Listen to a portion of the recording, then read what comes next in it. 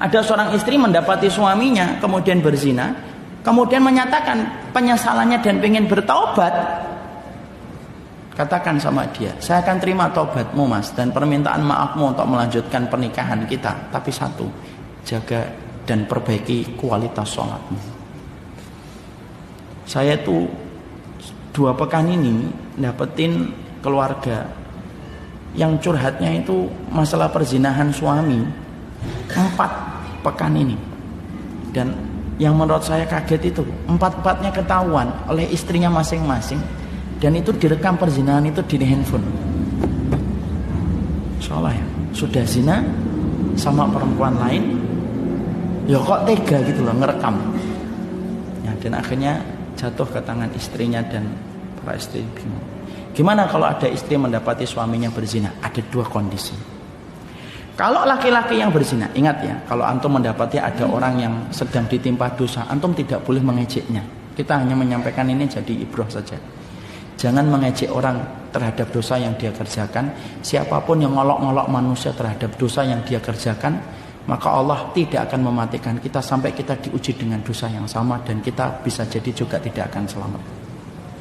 Saya tidak mengolok-ngolok ini ya, tapi kita ambil pelajaran. Kalau ada wanita kemudian dia dizinai, ada seorang wanita suaminya berzina, ada 2 pilihan. Kalau laki-lakinya kemudian menyatakan komitmen untuk bertaubat, maka menunggunya supaya dia tersapa dengan hidayah dan bertaubat, maka itu baik. Dan ada kemuliaan bagi seorang istri yang mendapati suaminya bertaubat meninggalkan dosa dan dia tetap setia menunggu suaminya.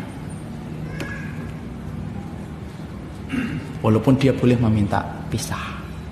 Pisah dalam kondisi yang semacam ini adalah pisah yang diperbolehkan oleh syariat.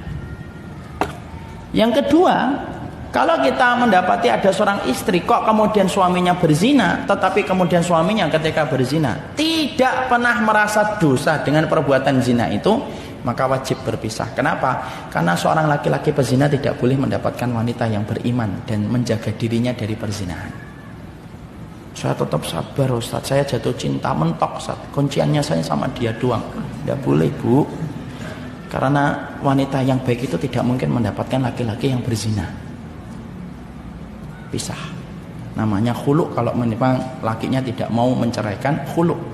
Khulu itu berpisah dari jalur wanita ketika wanita itu mengembalikan maharnya. Maharnya apa dulu? Seperatan alat sholat, ya udah kembalikan seperatan alat sholatnya.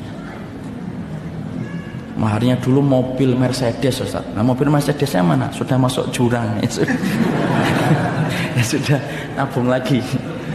Tapi di situ kita apa? Pertama, penyebab orang berzina itu kalau laki-laki hilang, berantakan masalah sholatnya. Makanya maaf ya, ayolah anak-anak kita itu kita ajak benar sholatnya. Tempelkan Pak kelingking kita dengan kelingking kaki anak kita di waktu sholat. Kalau anak kita sudah rapi sholatnya semenjak dia sebelum balik, maka Allah akan merapikan syahwatnya ketika dia dewasa.